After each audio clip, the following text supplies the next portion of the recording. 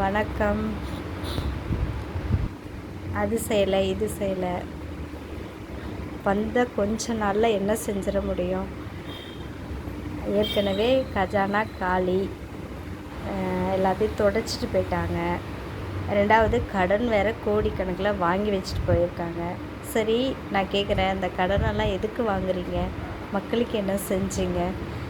என்ன நலத்திட்டம் செஞ்சீங்க? கண்டிப்பாக இதெல்லாம் கேளுங்க.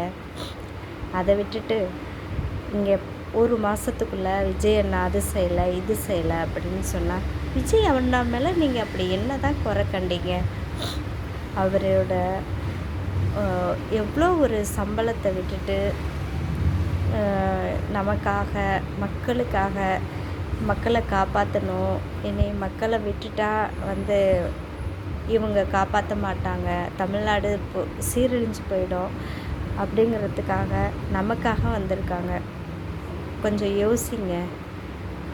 பாவம், ரொம்ப ஒரு மனுஷன், அவரும் மனுஷன்தான் நம்மளை போல். அவருக்கு மட்டும் என்ன புதுசாக 10 கை இருக்கா?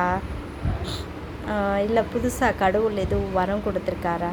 என்ன பண்ணுவார்? நம்மளை மாதிரி ஒரு மனுஷனாக பிறந்து அவரோட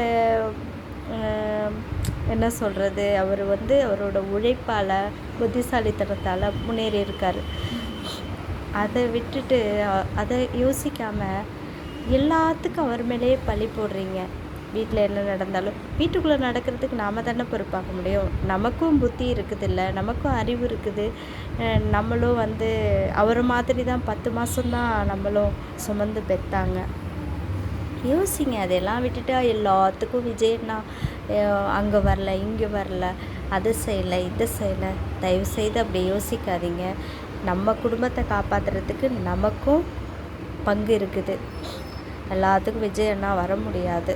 நம்ம பொண்ணுங்களை நம்ம பிள்ளைங்களை படிக்க வைக்க, நம்ம பொண்ணுங்களை பாதுகாக்க எல்லாத்துக்குமே நமக்கு தான் அதிக பொறுப்பு இருக்குது.